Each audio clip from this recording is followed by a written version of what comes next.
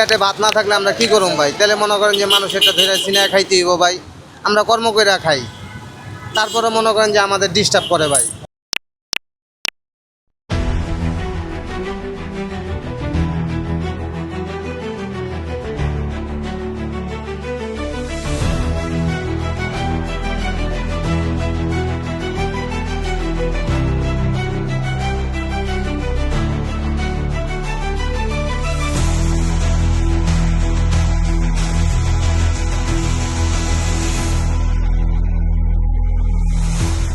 ভাই, আমাদের গাড়িটা ধরলাম মূলত কারণ হচ্ছে এটা অটো রিক্সা, এটা মেন রোডে চালানো নিষেধ।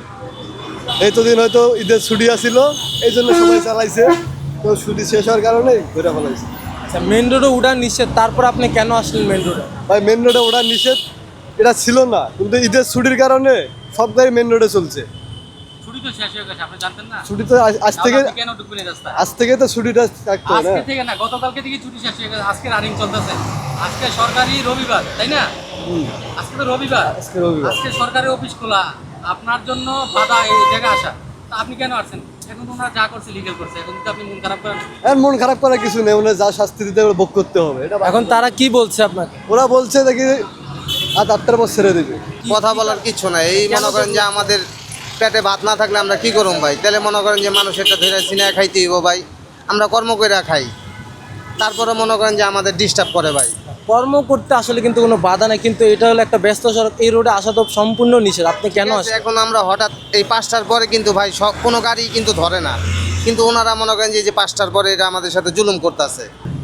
দর্শক দেখতেই পাচ্ছেন, একটা ব্যস্ত সড়কে একটা গাড়ি 3 চাক্কা ব্যাটারি চালিত একটা বড় অটো কিন্তু ব্যস্ত সড়কে ঢুকে পড়ছে। এখন ডিএমপি কর্তৃপক্ষের যে ট্রাফিক পুলিশগুলো আছে, আসলে তারা কিন্তু গাড়িটাকে এই মুহূর্তে চাপায় দিছে ইভেন্ট, এবং কি অটোটির চাবি কিন্তু নিয়ে ফেলছে এই মুহূর্তে, দেখতেই পাচ্ছেন।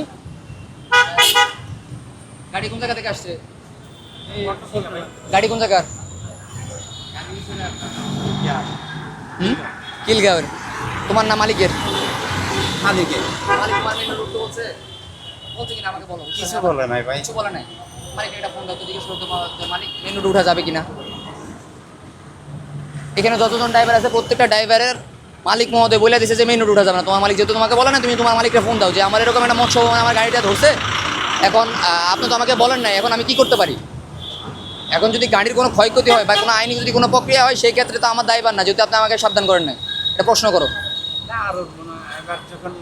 আচ্ছা, আপনি যে বলতেছেন আর উঠবেন না, আপনি কি আগে থেকে জানতেন না যে মেন রোডে আমরা সেরকম উড়ি নাই, এই সন্ধ্যার টাইমে একটু উঠলে উঠছি, নাহলে উড়ি নাই, নিচের দিকে চালাচ্ছি। কিন্তু এখন তো সন্ধ্যা না, এখন তো বিকাল গড়াইতে আছে মাত্র। শোনেন, আপনাদের কিন্তু বলে নাই যে সন্ধ্যার পরে বা মাগরিবের পরে এই রাস্তায় গাড়ি চলাচল করতে পারবে। কোনো কিছু বলছে কি? না, আমি সন্ধ্যার পর উড়ি। ভিআইপি যে রাস্তাগুলো আছে, ভিআইপি ওগুলো নিয়ে রাস্তাগুলো কিন্তু নিজাম নিষেধাজ্ঞা জায়গা, আছে।